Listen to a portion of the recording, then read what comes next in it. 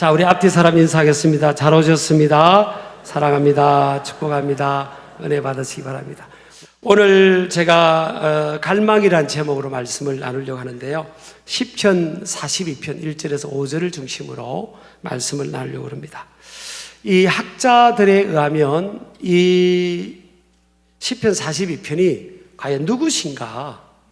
어떤 학자는 다윗의 실 것이다. 켈빈 같은 경우는 아예 고라 자손에게라고 그 명칭을 이렇게 번역을 해버렸어요. 그래서 다윗이 그 당시에 하나님의 영이 충만한 음악을 감당하는 지도자였던 헤만, 아삽 이런 고라 자손들에게 이런 시를 주었을 거다. 이런 주장이 있고요.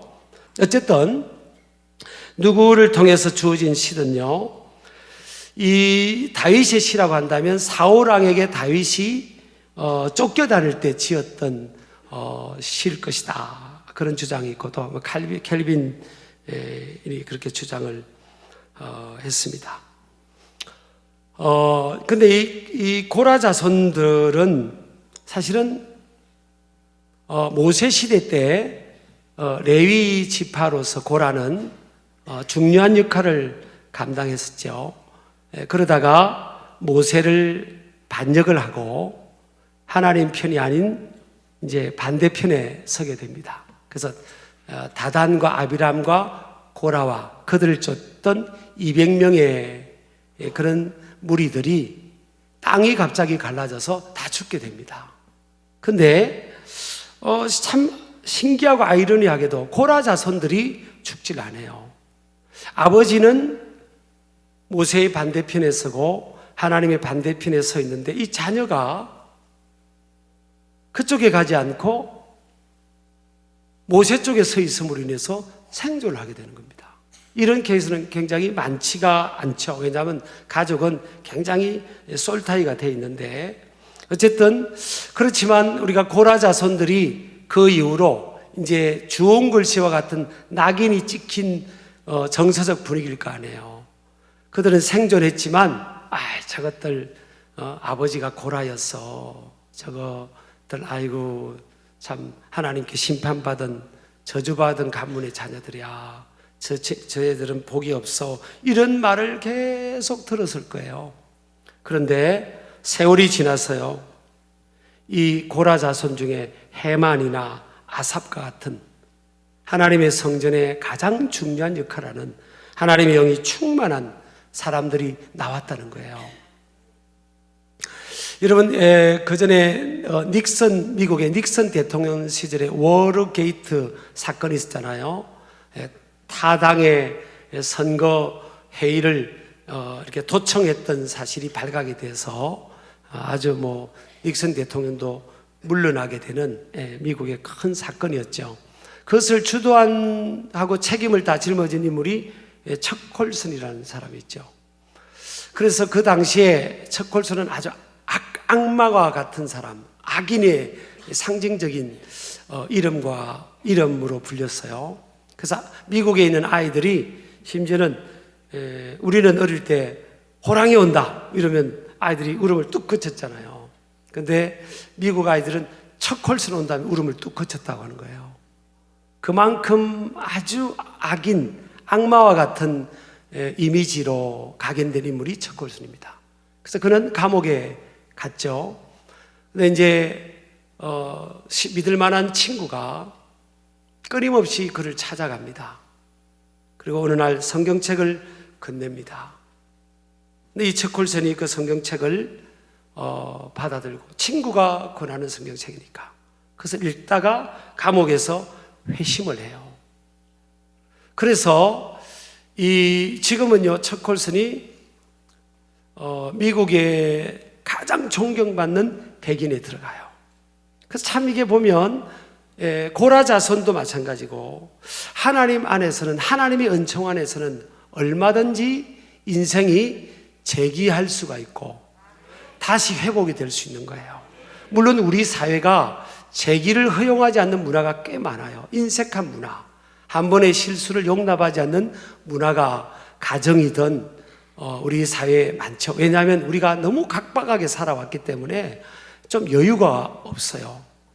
서바이벌 게임을 해왔기 때문에 그런 문화가, 안 좋은 문화가 생기는데, 하나님 안에서는 어떤 인생도 정말 주홍글씨와 같이 낙인 찍혔던 그 같은 인생일지라도 하나님 안에서는 다시 회복이 되고 재기가 될 수 있다라는 것을 고라 자손들을 통해서 우리가 또 롤 모델로 삼을 수 있고요. 이것이 복음의 능력이고 하나님의 은총인 줄 믿으시기 바랍니다. 그래서 언제나 우리가 세상을 바라보고 사람들을 바라보면서 또 자신을 바라보면서 인생은 하나님 안에서 다시 시작할 수 있다. 가정도 다시 시작할 수 있고요. 실패했던 사람들도 다시 시작할 수 있고, 여러분의 눈에는 부족하게 보이는 자녀들도 다시 시작할 수 있고, 다시 회복이 될 수 있고, 하나님 안에서는 참 이게, 그래서 신묘막측한 하나님이시잖아요. 참 인생이 그렇게 바뀔 수가 있는 거예요. 이번 주에 어떤 분을 만났더니 그러더라고요. 목사님, 저는 신길교에 와서 신앙생활을 지금 하는데, 어릴 때 다녔다가 지금 50이 돼서 이렇게 와 신앙생활하는데 참 직장도 갖게 됐고 가정도 더 평안해지고 좋은 것 같고, 저도 마음이 너무 평안하고 참 정말 너무 많이 복을 받았다는 거예요. 그렇죠. 물론 살아가는 인생의 과정에는 우리가 고난도 만날 수 있지만 하나님 안에서는 궁극적으로 결국은 고난이 보약이 되고 유익이 되는 거죠. 하나님의 은총 안에서는요, 회복의 역사가 있고 또 치유의 역사가 있고 다시 재기하는 역사가 있다 하는 것을 꼭 여러분 믿음의 사람들은 붙들어야 될 줄 믿습니다. 그래서 역전의 인생입니다. 역전의 인생. 자, 그래서 시편 이 42편이 주는 교훈, 오늘 읽은 이 5 구절이 주는 교훈이 있어요. 몇 가지를 제가 정리를 해봤는데요. 첫 번째는 말로 표현할 수 없는 고통의 상황입니다. 이게 뭘 말씀하는가 하면 믿음의 시인이잖아요. 다윗이 되었던 고라 자손이 되었던 믿음의 사람 아닙니까? 어떻게 보면 걸출한 믿음의 영웅과 같은 자이언트들이죠. 거인이죠, 거인. 그런데 그 믿음의 거인의 삶에 말할 수 없는, 말로 표현할 수 없는 고통이 있는 거예요. 그래서 이 믿음의 시인은요, 내 눈물이 주야로 내 음식이 되었도다. 그러니까 밤낮으로 눈물을 흘릴 수밖에 없는 이런 고통의 상황 속에서 이런 고백을 하게 되는 겁니다. 우리가 생각하면 하나님 믿고 하나님 잘 의지하면 이제 앞으로 살면은 고통이 없을 거다, 그렇게 생각할 수 있지만 또 그렇지만은 않아요. 믿음의 의인의 삶에는 고난이 많다고 했고요. 또 여러 가지 삶 속에서 고난들을 겪고 있는 거죠. 욥과 같은 인물은 참 믿음이 좋았잖아요. 그런데 말할 수 없는 고난이 있었잖아요. 그래서 우리가 살아가면서 이렇게 마음가짐을 가져야 되는 거예요. 인생의 여정은 가시덤불과 엉겅퀴적이기 때문에 산을 넘으면 또 산을 만나는 것처럼, 그래 인생길에는 고난이 있지. 그런데 이 고난은요, 어디 가면 없는가 하면 천국 가면 없어요. 천국은 고난이 없는 곳이에요. 그래서 이 땅에서는 고난을 우리가 만나게 된다 하는 것을 우리가 항상 마음으로 이렇게 준비를 하고 있어야 된다라는 것입니다. 두 번째는요, 신앙은 고통의 상황에서 빛을 발한다는 것입니다. 오늘 이 믿음의 시인이 자기가 겪는 상황을요, 사슴이 광야에서 시냇물을 찾아 갈급함같이 내 영혼이 주를 찾아 갈급한다 그럽니다. 이 사슴은 열이 많은 짐승이기 때문에 물이 부족하면 생존이 무척 어렵습니다. 그래서 광야에서 팔레스틴 지역의 그 강수량이 적은 그곳에서 건기 때는 심한 갈증 때문에 견디지를 못한다는 거예요. 그래서 막 이 울부짖는다는 겁니다. 물줄기를 찾아 막 갈급함으로 다닌다는 거예요.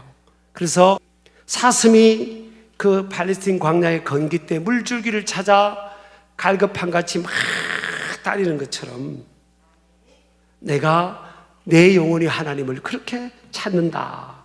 그렇게 고백을 하고 있습니다. 그러니까 이 고난을 통해서 인생은 하나님을 향하게 되는 거예요. 그래서 이런 믿음이 있는 사람은 어려움을 만나게 되면 이렇게 빛을 발휘하게 돼요.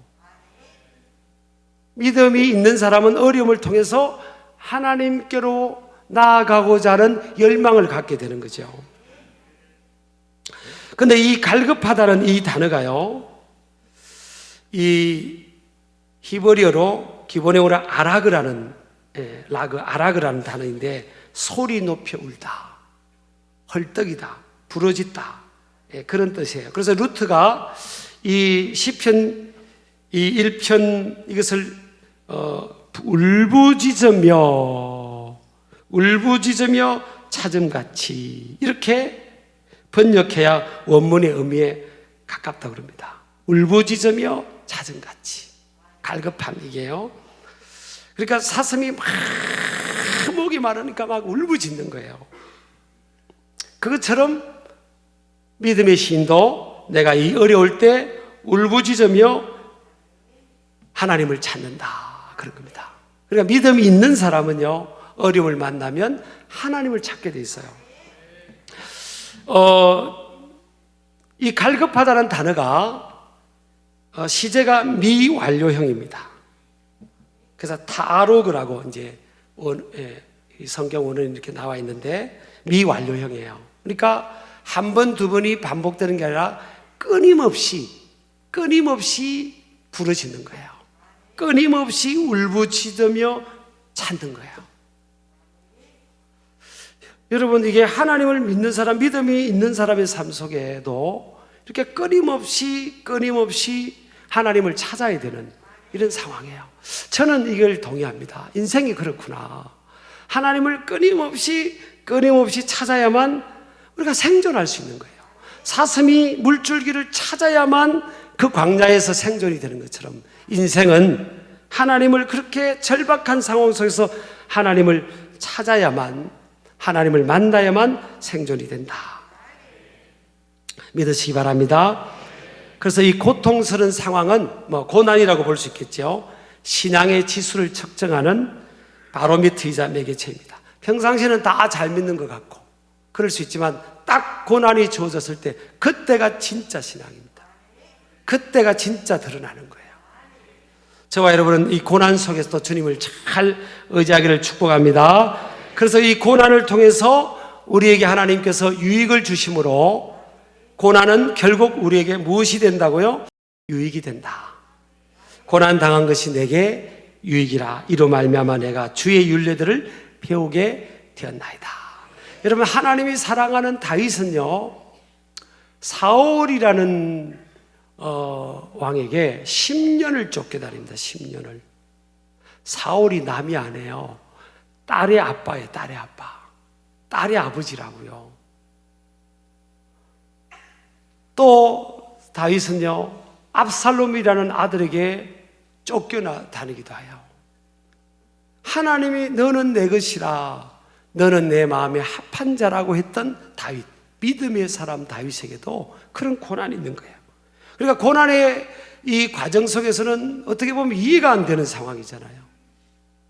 근데 지나놓고 보니까 그것을 통해서 하나님께서 다윗을 빚어가는데, 저는 다윗이 참 도전이 돼요.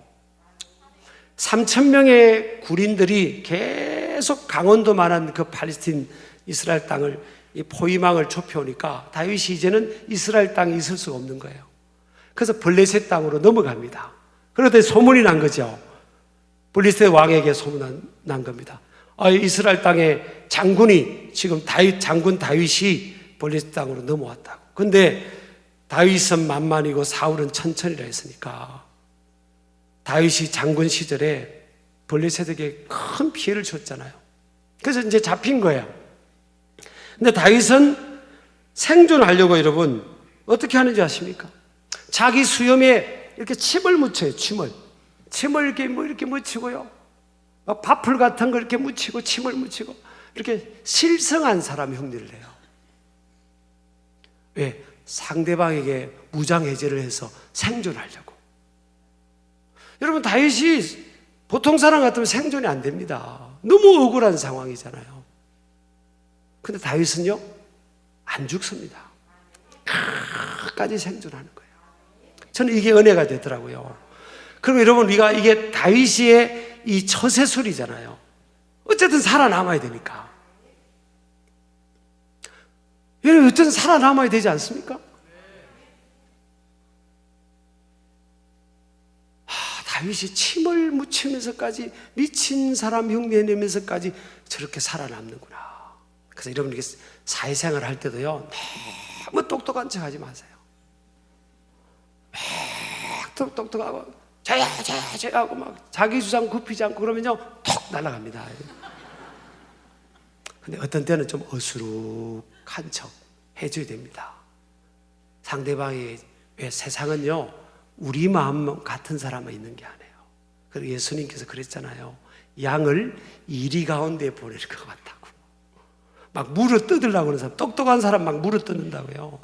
사촌이 논을 사는데 배가 아프다.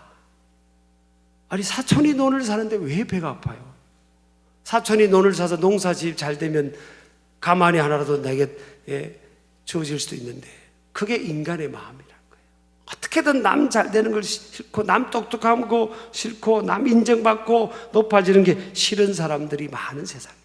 그러니까 좀 다윗처럼 처시하면 하고요, 좀 모르는 척하고, 아유, 우리 선생님 알아서 하세요, 제가 뭘 아나요, 이렇게 좀 내 때가 될 때까지 그렇게 좀 어수룩하게 이렇게 보여야 됩니다. 우리 예수님이 그랬잖아요. 뱀같이 지혜로라고. 뱀이요, 가만히 보세요.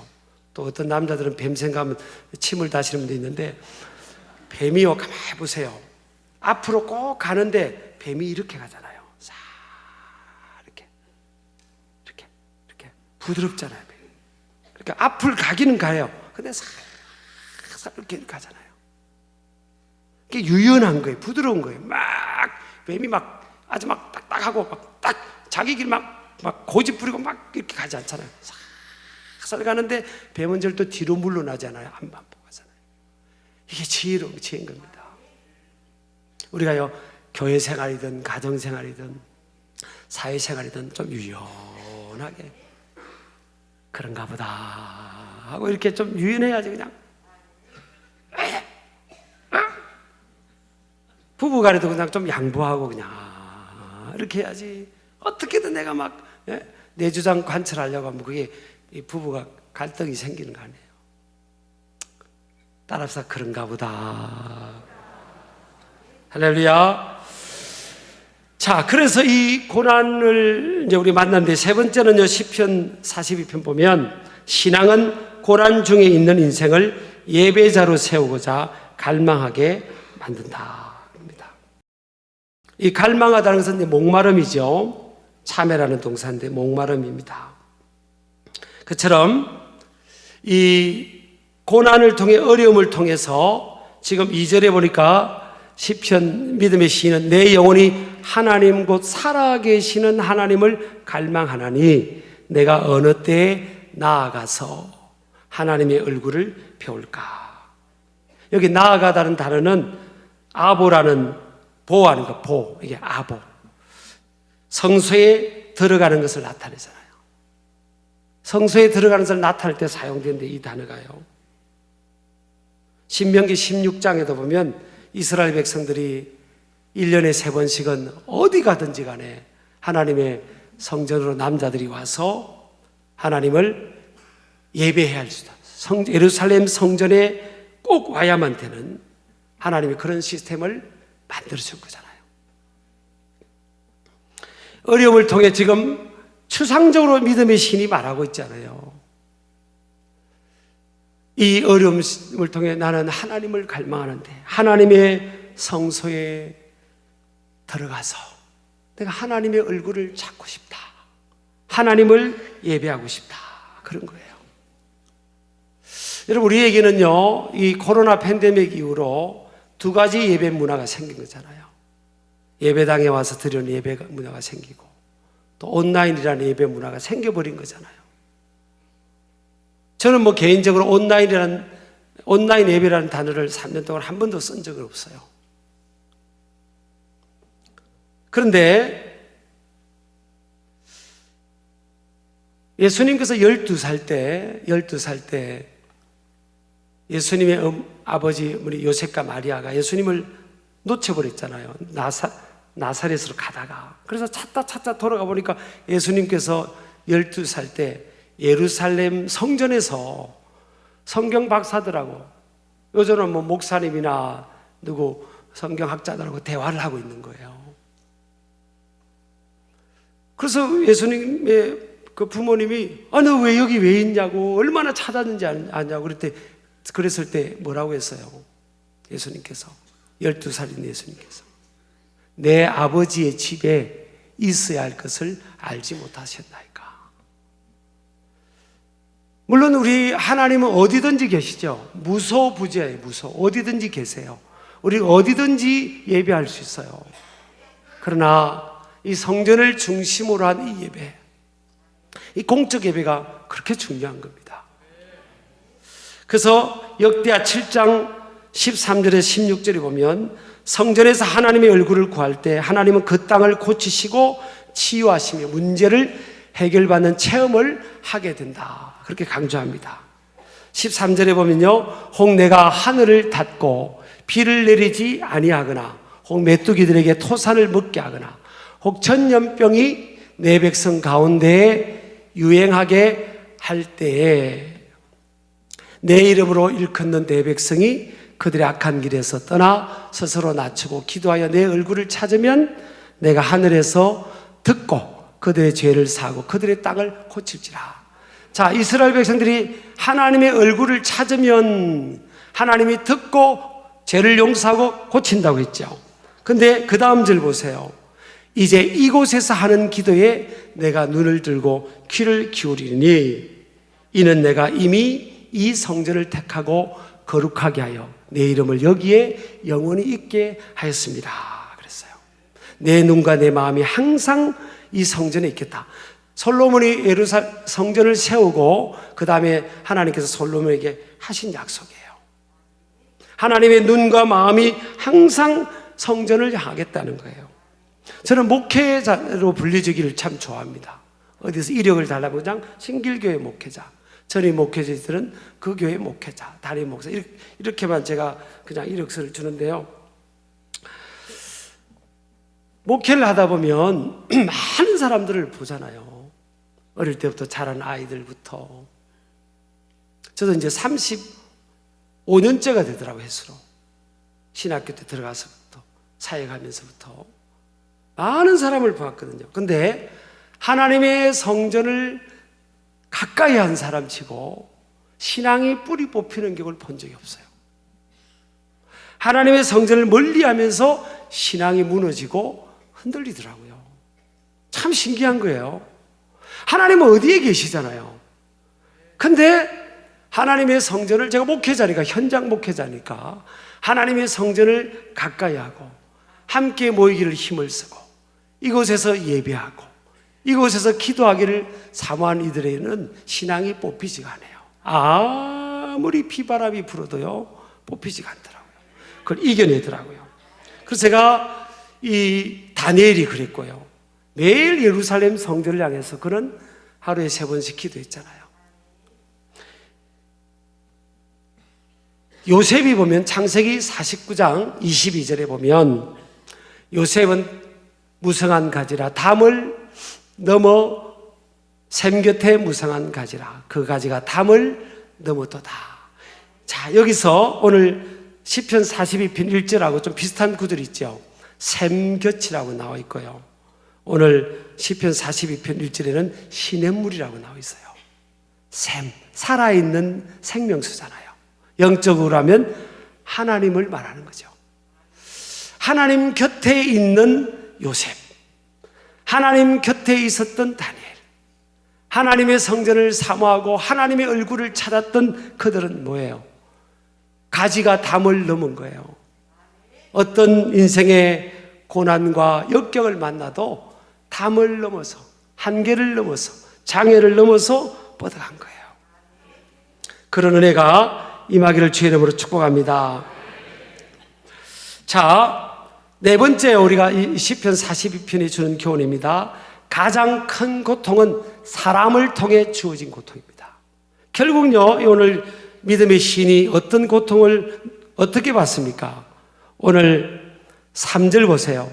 사람들이 종일 내게 하는 말이 내 하나님이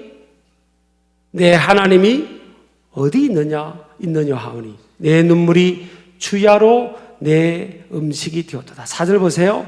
내가 전에 성의를 지키는 무리와 동행하여 기쁨과 감사의 소리를 내며 그들을 하나님의 집으로 인도하였더니. 이 믿음의 시인을 괴롭히는 사람이요, 모르는 사람이 아니에요. 하나님께로 인도했던 사람이에요. 잘 아는 사람이에요.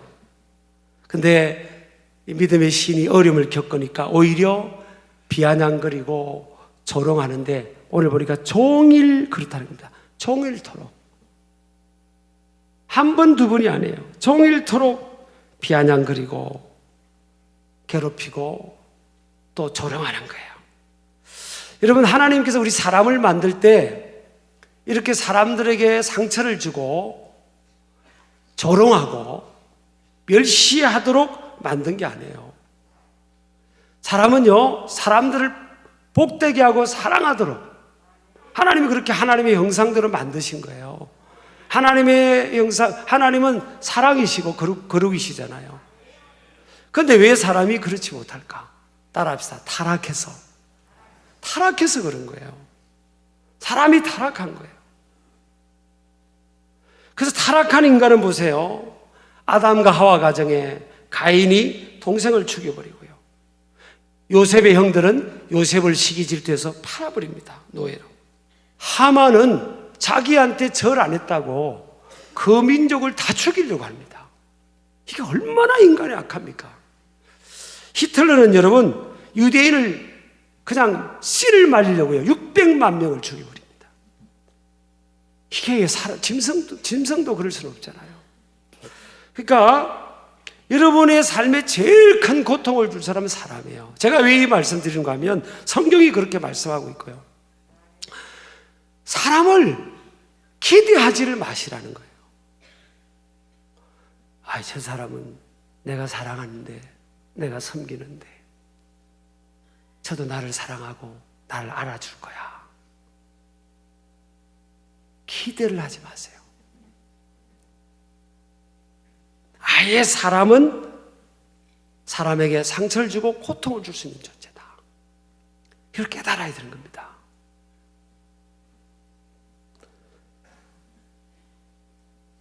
그렇다고 여러분, 사람 안 만나고 혼자 살라는 건 아니에요. 그럼 더 고통스러운 거죠. 그걸 아시라는 거예요. 사람은 아예 기대를 하지 마세요. 그냥 아예 기대를 하지 마세요. 그냥 내가 힘 닿는 대로 섬기고 사랑해 주는 거지. 내가 요만큼 했으니까 요만큼 돌아오고 나 알아줄 거지. 그것도 기대하지 마시고, 자식들도 기대하지 마세요. 자녀라도 기대를 하지 말자고요. 우리의 믿음의 대상은 하나님이 돼야지. 하나님께서 자녀든 누구든 통해서 우리를 축복하시면 그거는 하나님이 주신 축복인 거지. 내가 이만큼 했으니까 이만큼, 이걸 하다가요 그 고통이 더 크다는 거예요. 사람은요, 여러분, 악한 존재입니다. 은혜 떨어진 사람은 짐승보다 더 못합니다. 여러분, 우리가 살아오면서 여러분 겪었잖아요. 겪은 경우 많지 않습니까? 자, 그러면 이 고통 중에서 어떻게 할까? 우리 사회도 보면, 근현대사 보면 자꾸 사람들을 저주하고 축복하지 않으려고 하는 그런 경향들이 있어요. 우리 믿는 사람들은 자꾸 살리고 어떻게든 살려내고 이런 자리에 서야 될 줄을 믿습니다. 그래서 아브라함을 하나님이 부르실 때 그랬잖아요. 믿음의 길을 가도록 도전하면서 너는 복이 될지라 그랬잖아요. 다른 사람을 축복하라는 거예요. 너 때문에 하나님을 많은 사람 믿게 하고 사람들을 복되게 하라 그랬잖아요. 그게 우리에게 원하는 건데, 은혜가 떨어져 버리면 그러니까 저 사람이 나한테 잘못하고 있다 그러면 은혜가 떨어져서 본래 타락한 모습이 나와서 그렇구나, 그렇게 생각해야 되는 거예요. 근데 하나님의 은혜가 주어지면요, 여러분, 마귀가 천사로 바뀔 수도 있습니다. 결국 하나님의 은혜입니다. 믿으시기 바랍니다. 그래서 이 고통을 이겨내는 비결이 그럼 뭐냐? 먼저 우리 시인을 통해서요, 우리가 배울 겁니다. 첫 번째, 먼저 자신과 솔직하게 다이얼로그를 해라, 대화를 해라 하는 겁니다. 오늘 시편 기자가요, 믿음의 시인이 내 영혼아 네가 어찌하여 낙심하며 어찌하여 내 속에서 불안해하는가, 이렇게 솔직하게 지금 대화를 하잖아요. 어떤 때는요, 우리가 힘이 날 때 나 자신과 한번 대화를 해보세요. 아무개야, 기영아, 너 왜 그러니? 그리고 두 번째는요, 그 감정을, 자신의 감정을 솔직하게 표현하고 자신에게, 그리고 그 감정을 존중하세요. 오늘도 보니까 4절 5절에 보면 마음이 상하다는 말이 있어요. 상처받았다는 거예요. 그리고 낙심이라는 단어도 나오고요, 불안이라는 단어도 나와요. 믿음의 거인의 입에서 이런 고백이 나옵니다. 이게 인간입니다. 저를 비롯해서 모든 인생은 상처받을 수 있고요, 우린 상처를 줄 수 있고 낙심할 수 있고 불안할 수 있는 거예요. 그것을 존중해 줘야 됩니다. 자기 자신이 낙심하고 불안하고 염려하고 상처받아, 이걸 존중해 주세요. 그래, 네가 그래, 그렇구나, 이렇게 존중해 줘야 되고, 또 뭐예요? 또 다른 사람에게도, 따라합시다. 다른 사람에게도 그렇게 존중해 주는 겁니다. 저 사람이 왜 저래? 왜 맨날 낙심해? 저 사람 맨날 믿음이 없이 왜 불안해? 왜 저 사람 맨날 힘들다고 말해? 그렇게 하면 안 되는 거예요. 그 모습 그대로 그냥 존중, 그게 인간이에요. 그래서 우리는 하나님을 의지해야 되는 겁니다. 그래서 저는 꼭 이 생각합니다. 꼭 저는 종이와 같아. 우리 인간은 잘 찢어지잖아요. 잘 찢어집니다. 강하지 않아요. 우리는 이게 잘 찢어져요. 이게 딱 이렇게 단단한데 이렇게 접착돼야만 이게 안 찢어지는 거죠. 그리고 자신을 모습 그대로 격려해 주라. 그래, 너 그래, 잘 살았지? 이렇게 격려해 주라는 거예요. 여러분, 부부 간에도 좀 격려해 주세요. 어떤 때는요, 딱 남편이 부인에게 딱 카드도 주면서 여보, 마음껏 한번 써봐, 그런다고 부인이 마음껏 쓰겠어요? 근데 서로를 좀 격려도 필요합니다. 저도 어떤 때는 격려가 필요하구나. 저도 어디 가면 우리 부부가 맨날 주의 일만 생각하고 헌금하고 선교사 도와야 돼요. 그러니까 그냥 이쑤시개 하나를 잘 안 써요. 솔직히 내 고백 안 할까요? 사실 작년에 미국하고 중남미 갔는데요, 재작년이구나, 나사를 간 겁니다. 나사 휴스턴에 있잖아요. 차를 타고 8시간을 가서 항공우주 그걸 가고 싶더라고요. 그래서 이제 그 길을 갔어요. 가서 이제 손자가 눈에 밟히잖아요. 그 티셔츠, 그 나사 그 티셔츠를, 그거를 3개를 사는데 부부가 싸운 거예요. 우리 부부가. 우리 아내는 여보 그거 왜 사냐고. 그래가 이제 우리 아내가 그러더라고요. 여보, 지난번에 그 티셔츠 잘 산 것 같아 그러더라고. 애가 그 입고 막 다니는 걸 보니까. 어떤 때는 우리를 격려하는 것도 필요해요, 사실은. 그리고요, 현재 또 미래 불안하다는 것은 깝깝하게 보이는 걸 아네요. 그럴 때는요, 과거에 하나님께서 내 기도에 응답하신 경우가 언제일까? 하나님은 언제 나를 도와주셨지? 내 소원을 응답하셨지? 그걸 돌아보는 거예요. 찾아보는 겁니다. 오늘 그렇죠. 오늘 시인이 그러잖아요. 시인이 지금 그가 나타나 도우심으로 말미암아 내가 여전히 찬송하리로다. 그 도와주셨던 걸 회상해 보는 거예요. 여러분, 우리가 하나님 도와주시던 기억들이 있잖아요. 돌아보면 기도 응답 체험도 있고요. 많은 경우 있지 않습니까? 그런 것들을 계속 붙들기를 주의 이름으로 축복합니다. 자, 여러분 시편 40편 교훈을 나눴지만요, 오늘 동사들이 나오는데 기억하라, 마음이 상하다, 불안하다, 이게요 시제가 다 미완료형이더라고요. 그러니까 이거는 한 번, 두 번 불안한 게 아니에요. 인생은 계속 불안하고 인생은 계속 마음이 상하는 일이 있다는 거예요. 옆 사람 인사합시다. 각오하시기 바랍니다. 아멘이죠? 그렇지만 오늘 믿음의 시인처럼 하나님께, 그래, 결국은 하나님께 소망을 두고 사슴이 시냇물을 찾아 갈급한 것이, 그래, 내 인생은 하나님만이 내 소망이지. 그 하나님을 찾고 이 성전으로 나와서 하나님을 의지하고 그럴 때 하나님은 도와주시고 또 회복시키시고 역사하실 줄을 믿습니다.